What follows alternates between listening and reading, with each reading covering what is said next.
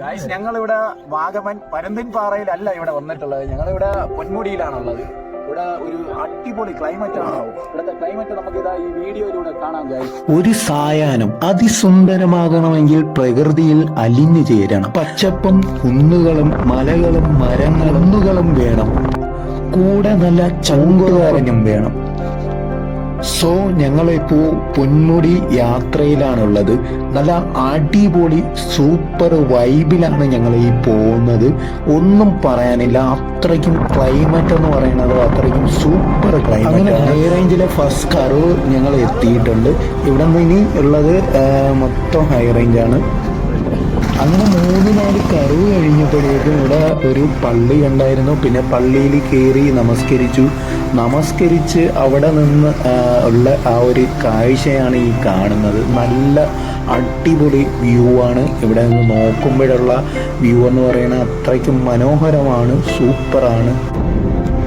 അങ്ങനെ വണ്ടി മുന്നോട്ട് പോവുകയാണ്. അങ്ങനെ ഏകദേശം പൊന്മുടി എത്താറായിട്ടുണ്ട്. അത്രയ്ക്കും നല്ല ഒരു അടിപൊളി മനോഹരമായിട്ടുള്ള കാഴ്ചകളാണ് ഈ കാണുന്നത്. വെറുതെ പറയുന്നതല്ല.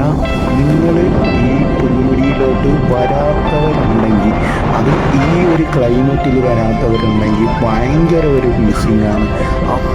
അത്രത്തോളം പെർഫെക്റ്റാണ്. മനസ്സിന് നല്ല ശാന്തതയും സമാധാനവും അത്രയ്ക്കും നല്ല ക്ലൈമറ്റാണ് ഈ ടൈമിലുള്ളത്. ഇതൊരു സീസൺ ടൈമല്ല, എന്നാൽ പോലും അത്രയ്ക്കും പെർഫെക്റ്റ് ആയിട്ടുള്ള ക്ലൈമറ്റാണ്.